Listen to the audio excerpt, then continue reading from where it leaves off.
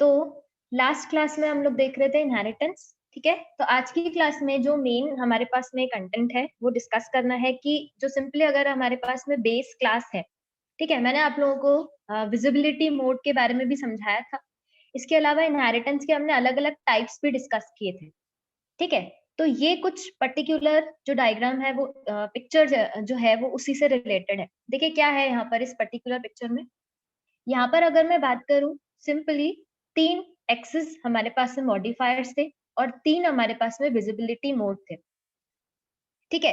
तो सबसे bottom most जो हमारे पास में विजिबिलिटी मोड या जो एक्सिस स्पेसिफायर होता है वो होता है प्राइवेट, ठीक है। तो स्टार्ट करते हैं प्राइवेट से।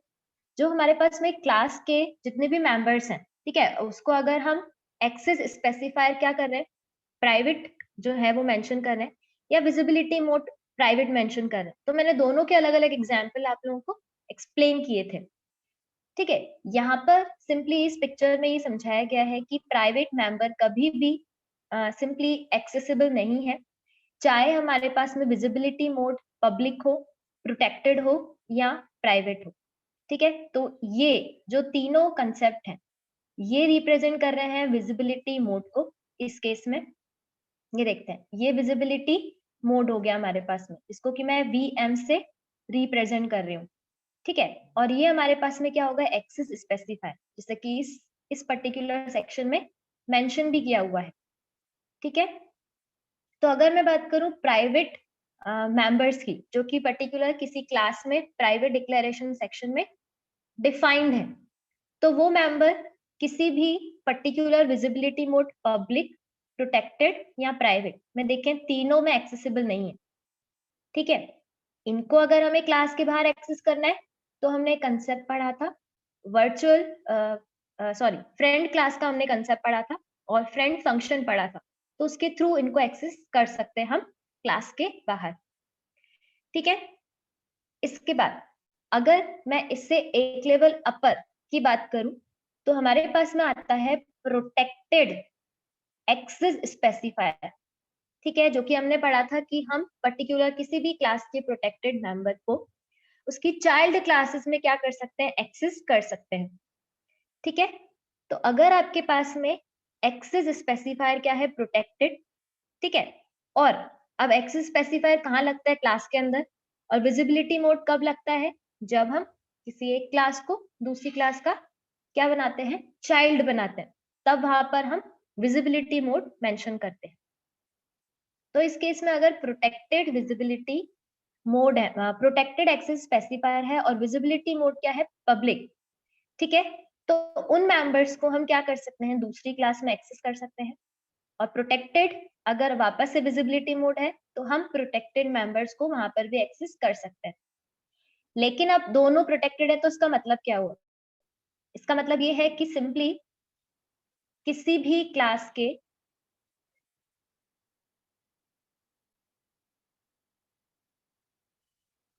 अगर मैं बात करूं प्रोटेक्टेड एक्सेस स्पेसिफायर की, ठीक है। तो एक क्लास के प्रोटेक्टेड मेंबर्स जो हैं, चाहे विजिबिलिटी मोड पब्लिक हो चाहे प्रोटेक्टेड हो, ठीक है, वो नेक्स्ट क्लास में आके क्या बन जाते हैं, प्रोटेक्टेड मेंबर्स, जिनको हम डेफिनेटली मेन में तो एक्सेस नहीं कर सकते लेकिन बाकी की चाइल्ड क्लासेस में एक्सेस कर सकते हैं, ठीक है। लेकिन अगर विजिबिलिटी मोड प्राइवेट है, यानी कि मैं जो चाइल्ड क्लास बना रही हूँ, ठीक है, किसी भी क्लास की, तो पेरेंट क्लास को मैं किस तरीके से इनहेरिट कर रही हूँ, प्राइवेट विजिबिलिटी मोड के साथ। तो प्रोटेक्टेड मेंबर तब डेफिनेटली यूज में नहीं आ सकते, ठीक है। तो ऐसा कुछ हमने बिल्कुल प्रोग्राम के थ्रू भी समझा था। ये सिर्फ और सिर्फ एक तरीके से जो इनहेरिटेंस में हमने पब्लिक, प्रोटेक्टेड, प्राइवेट कीवर्ड्स और विजिबिलिटी मोड देखे थे, उनका एक तरीके से कॉम्बिनेशन में आपको समरी बता रही हूँ उन कॉम्बिनेशन, ठीक है। ऐसे ही सबसे हायर लेवल पर हमारे पास में होता है पब्लिक एक्सेस स्पेसिफायर। तो पब्लिक एक्सेस स्पेसिफायर के केस में अगर मैं बात करूं तो उस केस में जो भी पब्लिक विजिबिलिटी मोड है, ठीक है, यानी कि पब्लिक विजिबिलिटी मोड हो चाहे प्रोटेक्टेड हो, ठीक है, उन दोनों के केस में अगर हम बात करें तो सबसे पहले फर्स्ट केस को देख लेते हैं। पब्लिक मेंबर्स जो है वो मेन में भी एक्सेसिबल है प्लस सारी चाइल्ड क्लासेस में भी एक्सेसिबल है, ठीक है। तो पब्लिक मेंबर्स पब्लिक ही रहते हैं, कब? अगर विजिबिलिटी मोड पब्लिक हो और मेंबर भी पब्लिक हो, ठीक है। अगर मेंबर पब्लिक हो लेकिन विजिबिलिटी मोड प्रोटेक्टेड हो, तो हमने देखा था कि जो मेंबर्स हैं वो क्या हो जाते हैं? प्रोटेक्टेड, ठीक है। और लास्ट, अगर विजिबिलिटी मोड क्या हो? प्राइवेट हो, ठीक है। तो उस केस में अगर मैं बात करूं सिंपली पब्लिक एक्सेस स्पेसिफायर की, ठीक है, तो वो मेंबर्स क्या रहेंगे? प्राइवेट। और आपको ध्यान हो तो मैं एग्जाम्पल नंबर आप लोगों को बता दूंगी, उसके थ्रू आप उसको वापस से रिवाइज कर सकते हो, ठीक है। इनहेरिटेंस के जो टॉपिक्स थे उनमें हमने इन सारे पर्टिकुलर कंसेप्ट को वन बाय वन करके डिस्कस किया था। काफी सारे क्वेश्चंस भी आप लोगों ने इस टॉपिक के रिगार्डिंग पूछे थे कि विजिबिलिटी मोड अगर ऐसा हो और प्रोटेक्टेड हो या प्राइवेट हो तो क्या होगा, ठीक है। तो उसकी एक तरह से समरी है ये पिक्चर। आप जब प्रोग्राम वापस से देखेंगे तो ये कंसेप्ट और क्लियर हो जाएगा, ठीक है। तो यहाँ तक बात इनहेरिटेंस की ओवर होती है, ठीक है। इनमें किसी में भी कोई डाउट हो तो आप पूछ लीजिएगा, बट पहले एक बार प्रोग्राम को रिव्यू कर लीजिएगा, उसके बाद इस पर्टिकुलर पिक्चर को देखिएगा तो कंसेप्ट क्लियर हो जाएंगे। आपको प्लेस करके बताई है, शेयर की है स्क्रीन पर, उसका सीधा सा मतलब यही था जो आप लोगों ने पहले क्वेश्चन पूछे थे, ठीक है। उनकी सबकी समरी है इस पिक्चर में, ठीक है। ऐसा कुछ डाउट रह जाता है जो कि नहीं समझ आ रहा है या जो पहले का कुछ रिमेनिंग हो तो पूछ सकते हैं। अदरवाइज इनहेरिटेंस जो टॉपिक है वो यहाँ तक ओवर होता है, ठीक है। आगे कंटिन्यू कर रहे हैं अगर कोई डाउट नहीं है। आप बाद में भी इनहेरिटेंस टॉपिक के जितने भी डाउट्स हैं वो पूछ सकते हैं। आगे कंटिन्यू कर रहे हैं। हाइब्रिड इनहेरिटेंस हमने लास्ट डिस्कस की थी, उसका प्रोग्राम हमने डिस्कस किया था, ठीक है। उसका क्या स्ट्रक्चर था, कौन सा प्रोग्राम हमने उस एग्जैक्टली प्रोग्राम में क्या यूज किया था, ये भी हमने डिस्कस किया था, ठीक है। देन एरे ऑफ ऑब्जेक्ट का हमने कंसेप्ट पढ़ा था, ठीक है। तो एरे ऑफ ऑब्जेक्ट में मैंने आपको यही बताया था और उसके काफी सारे प्रोग्राम्स भी मैंने आपको सॉल्व करने के लिए दिए थे असाइनमेंट्स में, ठीक है। अब अगर मैं बात करूं एरे ऑफ ऑब्जेक्ट की, तो इसका हम प्रैक्टिकल इम्प्लीमेंटेशन तो ऑलरेडी देख चुके थे। यहाँ सिर्फ मैंने उसका थ्योरेटिकल पॉइंट मेंशन किया है कि जो सिंपली हमारे पास में क्लास है, ठीक है, अगर हम क्लासेस के ऑब्जेक्ट्स को भी क्या करते हैं, उनकी भी एरे बना देते हैं, तो वो सिंपली क्या कहलाएगा? एरे ऑफ ऑब्जेक्ट, ठीक है। तो इसका सिंपल सा जो मीनिंग है, the array of type class contains the object of the class as its individual elements. यानी कि इस केस में एरे, हमने जो सिंपल एरे पढ़ा था उसमें तो एक इंडेक्स पर एक ही एलिमेंट होता था, लेकिन इस एरे ऑफ ऑब्जेक्ट में एक इंडेक्स पर पूरा का पूरा एक ऑब्जेक्ट होगा, और ऑब्जेक्ट है तो डेफिनेटली उसके मेंबर्स और डेटा मेंबर्स को हम एक इंडेक्स के लिए यूज कर सकते हैं। दूसरे इंडेक्स के लिए डेटा मेंबर्स जो हैं उनकी अलग कॉपी क्रिएट होगी, और ऐसे ही बाकी के इंडेक्सेस के लिए अलग अलग कॉपीज क्रिएट होंगी, ठीक है। तो ये ही सिंपली हमारे पास में एरे ऑफ ऑब्जेक्ट का कंसेप्ट है, ठीक है। और एरे ऑफ ऑब्जेक्ट हमारे पास में जो सिंपल एरे है, जिस हम जो प्री डिफाइंड डेटा टाइप का यूज करके जो एरे क्रिएट करते हैं, जैसे मैंने इंटीजर की कोई एरे क्रिएट की, ठीक है, वैसे हम क्लासेस की भी क्या कर सकते हैं? एरे क्रिएट कर सकते हैं, स्ट्रक्चर की भी एरे क्रिएट कर सकते हैं। तो ये सारे हमारे पास में कंसेप्ट है। देन इसका अगर सिंटैक्स बताऊं तो हालांकि हमने इसका प्रोग्राम भी देखा ही था। तो जैसे ये हमारे पास में कोई क्लास है, इसमें कुछ डेटा मेंबर्स हैं और कुछ मेथड्स हैं, ठीक है। तो अगर मैं इस पर्टिकुलर क्लास की कोई एरे क्रिएट करना चाहूँ तो मुझे क्या लिखना होगा? सबसे पहले क्लास का नाम, देन जो भी एरे का नाम आप डिफाइन करना चाहें, ठीक है। और एरे का नाम भी जब आप डिफाइन करते हैं तो वो हमने जो आइडेंटिफायर के रूल्स पढ़े थे उसको आपको यहाँ पर याद रखना या उसी को ध्यान में रख के आपको एरे क्रिएट करना होता है, ठीक है। देन एरे का साइज, तो लेट्स से एक छोटा सा एग्जांपल देखते हैं। पिक्सल क्लास है, डेटा मेंबर्स है हमारे पास में। अब बाय डिफॉल्ट यहाँ पर कोई भी स्कोप जो है, या मैं यूं कहूँ कि एक्सेस स्पेसिफायर मेंशन नहीं किया गया है, तो ये सिंपली प्राइवेट एक्सेस स्पेसिफायर का पार्ट है। ठीक है, मैंने यहाँ पे कोई कीवर्ड मेंशन नहीं किया है। ठीक है, तो अब देखें मेन में अगर मैं क्या करूंगी, यहाँ पर मैंने ये देखें मेन में अगर मुझे इस पिक्सल क्लास की कोई एरे क्रिएट करना है, ऑब्जेक्ट्स की एरे, क्लासेस हैं तो उनके ऑब्जेक्ट्स होते हैं, और एक से ज्यादा ऑब्जेक्ट्स को स्टोर करना है तो आप क्या कर दो, उसका एरे बना दो। तो पिक्सल क्लास का मैंने ऑब्जेक्ट बनाया p, और उसको सिंपली एरे के फॉर्म में क्रिएट कर रहा है। तो आप इसका सीधा सा मतलब जो है वो ये समझ सकते हैं कि p हमारे पास में एक ऑब्जेक्ट है जो कि एग्जैक्टली एरे है, और इसके हर एक इंडेक्स पे ये देखिए 0 इंडेक्स के डेटा मेंबर्स की वैल्यू अलग हो सकती है, अलग कॉपी क्रिएट होगी। ऐसे ही 1 इंडेक्स के डेटा मेंबर्स के साथ में, ठीक है, ये 2 इंडेक्स के डेटा मेंबर के साथ में, और लास्ट जो है वो 3 इंडेक्स के, यानी कि 3 इंडेक्स जो है हमारे पास में उसके डेटा मेंबर्स के लिए ये है। ठीक है, और प्लस शो फंक्शन भी जो है वो हम हर एक इंडेक्स के लिए अलग अलग इंडिविजुअली कॉल कर सकते हैं। सेकेंड इंडेक्स के लिए कॉल करना है तो सेकेंड इंडेक्स के डेटा मेंबर की वैल्यू को डिस्प्ले करवाने के लिए शो फंक्शन हम इस तरीके से कॉल कर सकते हैं। ठीक है, तो ये बात हो गई एरे ऑफ ऑब्जेक्ट।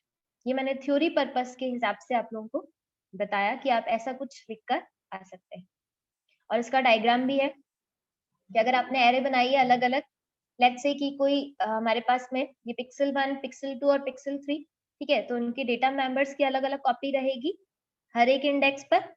ठीक है, और प्लस जो डेटा मेंबर फंक्शन है उनकी भी आप ये कह सकते हैं कि वो अलग अलग हम इंडेक्स के साथ में कॉल कर सकते हैं।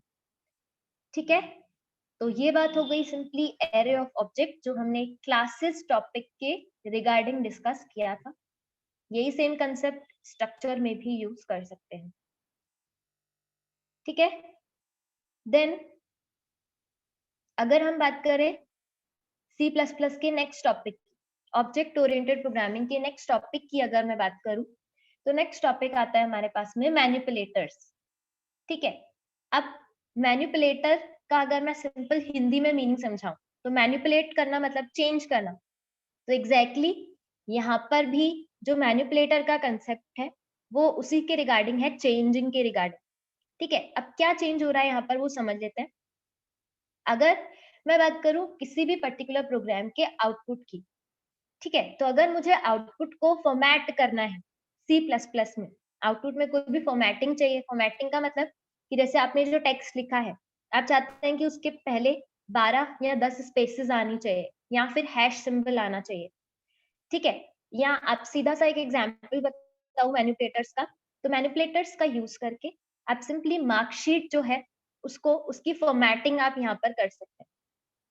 ठीक है, ऐसा कुछ काम आप लोगों ने सी में भी देखा होगा। सी में शायद आप लोगों ने ये स्ट्रक्चर टॉपिक के साथ ऐसा कुछ कंसेप्ट देखा होगा कि आप कैसे एक मार्कशीट को फॉर्मेटिंग के साथ जनरेट कर सकते हैं। ठीक है, स्कैनफ और प्रिंटफ आपने वहां पे यूज किए थे। यहाँ पर सी आउट और सी इन है, तो उसके साथ हम मैनिपुलेटर्स को यूज करना सीखेंगे।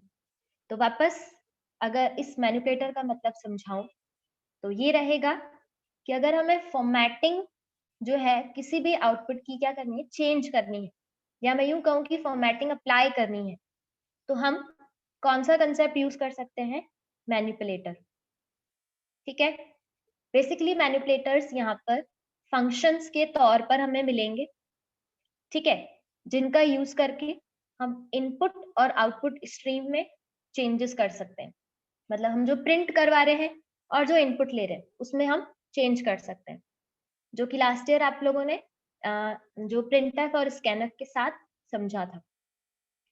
ठीक है, अब एग्जैक्टली मैनिपुलेटर के थ्रू हम वेरिएबल की वैल्यू को चेंज नहीं करेंगे, सिर्फ और सिर्फ जो हम आउटपुट डिस्प्ले करवा रहे हैं या जो हम इनपुट ले रहे हैं, ठीक है, उसमें थोड़े बहुत हम क्या कर सकते हैं, मॉडिफिकेशन कर सकते हैं। डिस्प्ले के रिगार्डिंग जो भी काम हम कर रहे हैं वो मैनिपुलेटर से करेंगे। तो इस लाइन में ये ही मेंशन किया गया है। हम सिंपली डिस्कस करेंगे मैनिपुलेटर का कंसेप्ट। ठीक है, अब मैनिपुलेटर वर्ड तो मैंने बहुत बार बोल दिया, अब एग्जैक्टली ये कैसे काम करता है, क्या होता है, वो समझ लेते हैं। देखें, नेक्स्ट अगर मैं बात करूं मैनिपुलेटर के टाइप्स की, ठीक है, तो मैनिपुलेटर के टाइप्स में हमारे पास में 2 टाइप्स आते हैं। एक तो आता है हमारे पास में जैसे हमने कंस्ट्रक्टर के केस में देखा था, ठीक है, वैसे ही मैनिपुलेटर के केस में भी होता है। ऐसे मैनिपुलेटर्स जिसमें हम कोई आर्ग्यूमेंट पास नहीं कर सकते, यानी कि नॉन पैरामीटराइज्ड, ठीक है, और एक होता है पैरामीटराइज्ड जिसमें कि हम आर्ग्यूमेंट पास कर सकते हैं। तो अब क्या वर्किंग है, क्या फंक्शनैलिटी है, कैसे लिखना है, वो एक बार हम समझ लेते हैं कि फॉर्मेटिंग हम अप्लाई कैसे करेंगे। देखते हैं। सबसे पहला जो मैनिपुलेटर है वो हमारे पास में एंडल, ठीक है, और अगर मैं बात करूं एंडल की, तो एंडल को हम ऑलरेडी डिस्कस कर चुके हैं। क्या पढ़ा था हमने एंडल के थ्रू? हमने एंडल में ये देखा था कि अगर मैं बात करूं बैकस्लैश एन की या फिर एंडल, तो दोनों सेम ही काम करते हैं। मतलब जो आउटपुट है उसको अगर हमें नेक्स्ट लाइन में शिफ्ट करना है, ठीक है, हमें नेक्स्ट लाइन से आउटपुट को क्या करवाना है, डिस्प्ले करवाना है, तो हमें क्या यूज करना पड़ेगा, एंडल। जैसे एग्जाम्पल के तौर पर यहाँ मैंने सी आउट लिखा, ठीक है। अच्छा, एक कंसेप्ट और क्लियर कर दूं, जो हमारे पास में मैनिपुलेटर्स हैं वो अगेन हम सी आउट और सी इन के साथ ही यूज में लेंगे, ठीक है। तो एग्जाम्पल जो है सबसे पहला वो सी आउट के साथ मैंने यूज किया है। मैंने यहाँ पे वर्ड मेंशन किया, लेट्स से आइसक्रीम, ठीक है, ये 2 वर्ड्स है जिनको कि मैंने डबल कोट्स में मेंशन किया, और उसके बाद एंडल मैनिपुलेटर मैंने यूज किया। तो अब क्या होगा, आपके पास में जो आउटपुट स्क्रीन आएगी, ठीक है, अगर मैं आइसक्रीम वर्ड के बाद कुछ और वर्ड को क्या करवाऊंगी, प्रिंट करवाऊंगी, तो वो मुझे नेक्स्ट लाइन से डिस्प्ले होगा। क्यों? क्योंकि एंडल ने क्या कर दिया, लाइन को ब्रेक कर दिया। जो आउटपुट स्क्रीन थी वहां पर करंट लाइन को ब्रेक कर दिया, ठीक है, यानी कि रैप कर दिया नेक्स्ट लाइन में। अब अगर इस लाइन के बाद मैं यहाँ पर सिंपली लिखती हूँ सी आउट में कोई वर्ड, लेट्स से ट्रेनिंग, ठीक है, तो इस केस में आइसक्रीम एक अलग लाइन में वर्ड दिखाई देगा, ये 2 वर्ड्स अलग लाइन में दिखाई, फर्स्ट लाइन में दिखाई देंगे, और उसके बाद नेक्स्ट लाइन में वर्ड दिखाई देगा ट्रेनिंग, ठीक है। तो ये काम था एंडल का, जिसको कि हम पहले भी डिस्कस कर चुके थे, लेकिन वहां मैंने तब ये नहीं समझाया कि एंडल एक मैनिपुलेटर होता है, जो कि आउटपुट को क्या करता है, मैनिपुलेट करता है, ठीक है। यानी कि इस एंडल ने यहाँ पे क्या कर दिया, एक लाइन को यहाँ पर ऐड कर दिया, न्यू लाइन को ऐड कर दिया। ये सेम काम हम न्यू लाइन कैरेक्टर जो होता है हमारे पास में, जिसको कि हम यूं कहें कि स्किप सीक्वेंस जो होते हैं हमारे पास में, उसके थ्रू भी कर सकते हैं, ठीक है। तो एंडल अपने आप में नॉन पैरामीटराइज क्या है, मैनिपुलेटर है, ठीक है। देन इसके बाद हम अगर कुछ और नॉन पैरामीटराइज मैनिपुलेटर्स देखें, ठीक है, तो यहाँ तक अगर किसी को कोई डाउट हो तो पहले पूछ लीजिए, देन हम आगे प्रोसीड करेंगे। किसी को कुछ पूछना है?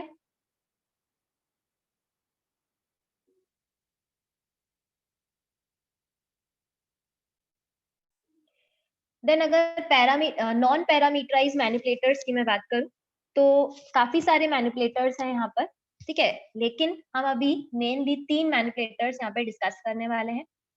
एक होता है हमारे पास में हेक्स, एक होता है डेक और ऑक्ट, ठीक है। आप लोगों ने लास्ट ईयर भी ऐसा ही कुछ कंसेप्ट देखा था। मैं ये नहीं कह रही हूँ कि मैनिपुलेटर्स पढ़े थे, क्योंकि मैनिपुलेटर तो सिर्फ C++ में है, ठीक है। लेकिन अगर हमें किसी भी नंबर का हेक्साडेसिमल, डेसिमल या ऑक्टल वैल्यू डिस्प्ले करवाना है, तो हम यहाँ पर इन 3 मैनिपुलेटर्स को यूज कर सकते हैं, ठीक है। और इतना हमें पता है, बाय डिफॉल्ट सारे के सारे नंबर्स डेसिमल नंबर सिस्टम को रिप्रेजेंट करते हैं। और नंबर सिस्टम क्या है, ये आपको लास्ट ईयर अंकित सर ने बहुत अच्छे से समझाया था, पढ़ाया था, ठीक है। तो नंबर सिस्टम क्या होता है ये मैं रिवाइज नहीं करवा रही हूँ, सिर्फ इतना बता रही हूँ कि हमारे पास में जो भी नंबर्स हैं उनको हम हेक्साडेसिमल, डेसिमल या ऑक्टल किसी भी नंबर सिस्टम में, या मैं यूं कहूं कि किसी भी फॉर्म में रिप्रेजेंट कर सकते हैं, ठीक है।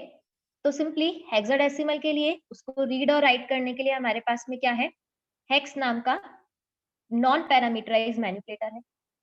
डेसिमल के लिए DEC और ऑक्टल के लिए OCT, ठीक है। प्लस हर एक नंबर सिस्टम में आप लोगों ने बहुत अच्छे से समझा था कि मे बी शायद अंकित सर ने पढ़ाया हो या फिर आप लोग, तो देख लेते हैं एक बार। यहाँ पर अगर मैं बात करूँ ऑक्टल की, तो ऐसा कुछ सीखा था आप लोगों ने कि 0 टू 7 यहाँ पर क्या होता है, कुछ सिंबल्स होता है, या मैं यूँ कहूँ कि डिजिट्स होती हैं, और डेसिमल में हमारे पास में 0 टू 9 डिजिट्स होती हैं, ठीक है?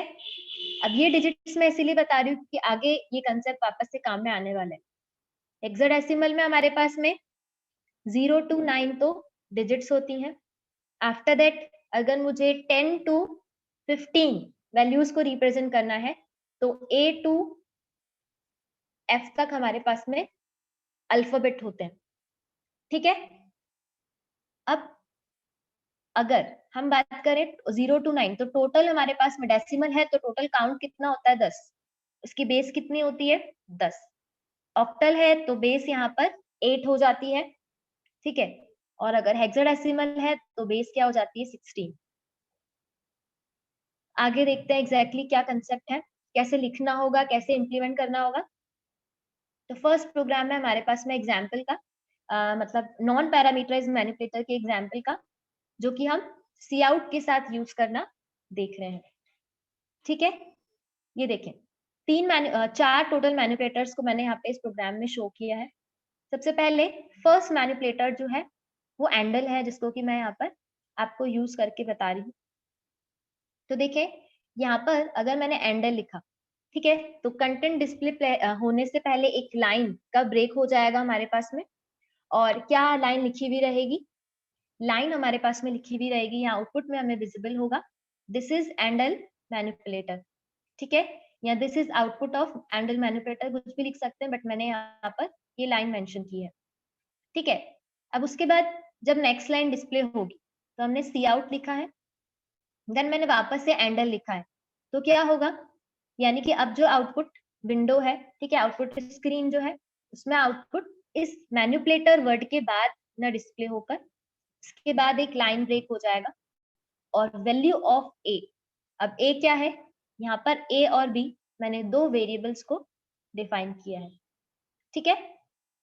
अच्छा, एक कंसेप्ट और क्लियर कर दूं आगे प्रोसीड करने से पहले, कि हम जो मैनिपुलेटर्स अभी देख रहे हैं वो विदाउट क्लासेस देख रहे हैं।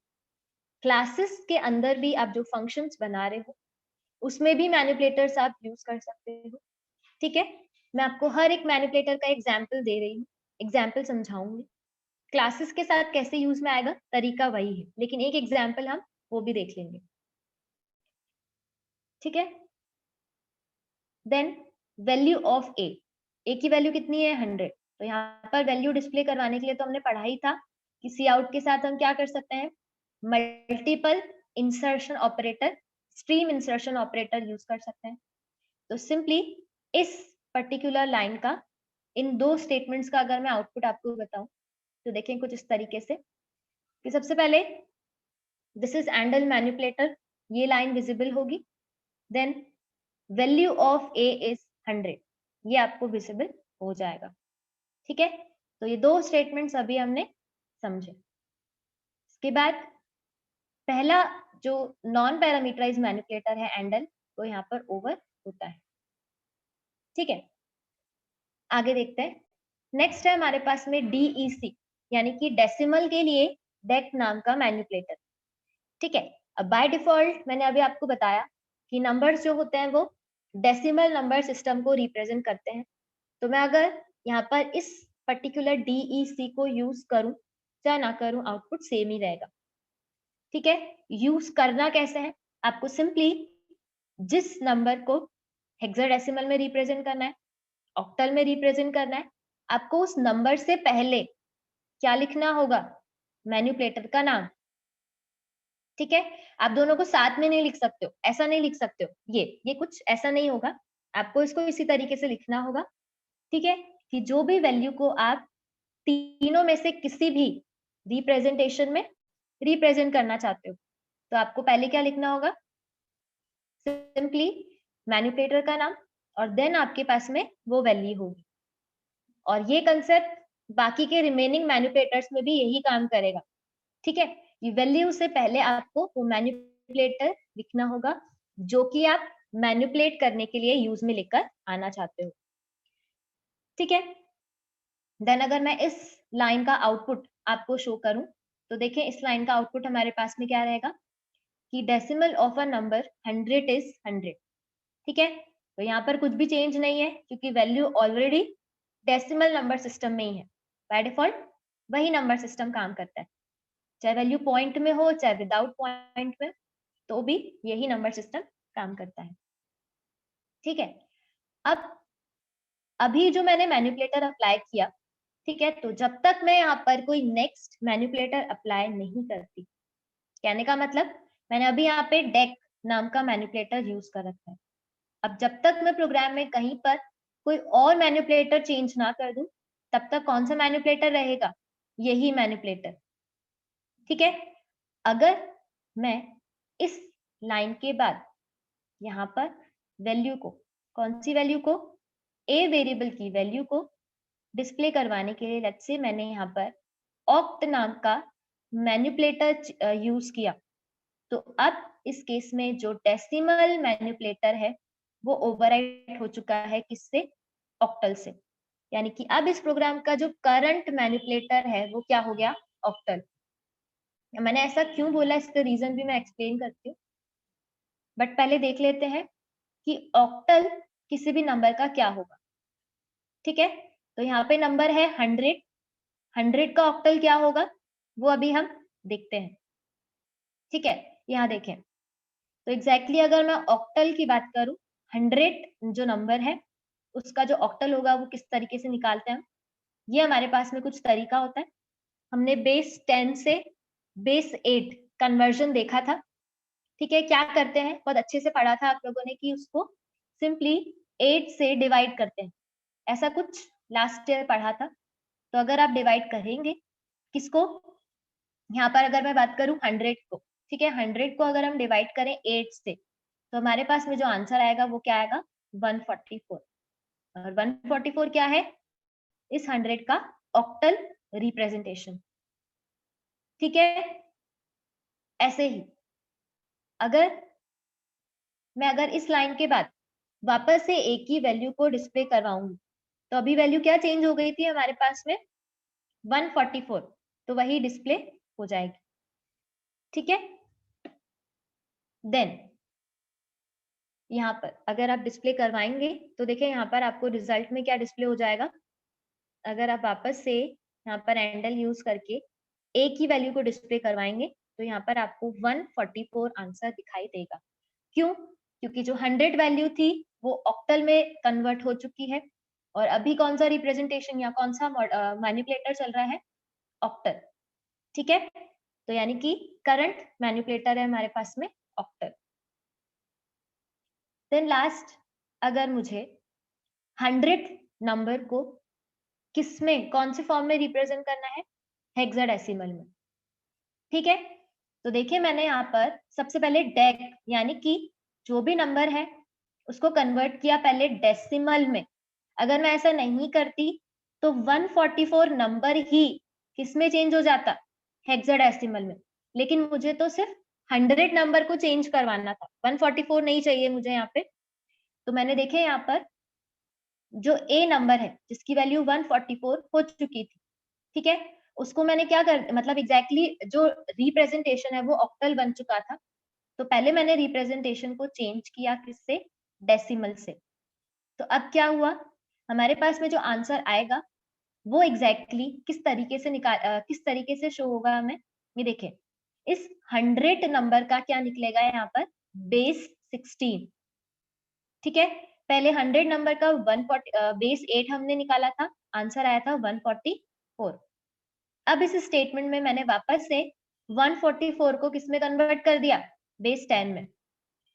ठीक है, तो अब बेस 10 जो है उसका यहाँ पे 64 जो होगा वो क्या निकलेगा, इसका हेक्साडेसिमल वैल्यू। ठीक है, अब अगर हम बात करें नेक्स्ट इस स्टेटमेंट की तो देखें यहाँ पर क्या लिखा गया है कि डेसिमल बेस से हमने किसमें कन्वर्ट किया, हेक्साडेसिमल बेस में। ठीक है, और रिजल्ट क्या डिस्प्ले हो जाएगा, 64, कुछ इस तरीके से। और लास्ट में यहाँ पर अभी सिंपली जो मैनिपुलेटर है वो क्या हो चुका है, हेक्स, ठीक है। तो अगर हमें वापस से डेसिमल में रिप्रेजेंट करना है तो देखिए यहाँ पर मैंने जो भी नंबर था उसके पहले क्या प्लेस कर दिया, डेक।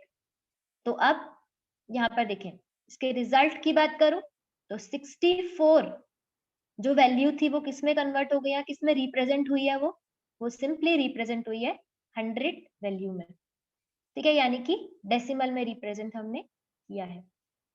ठीक है, तो आज के लिए इतना ही। यहाँ तक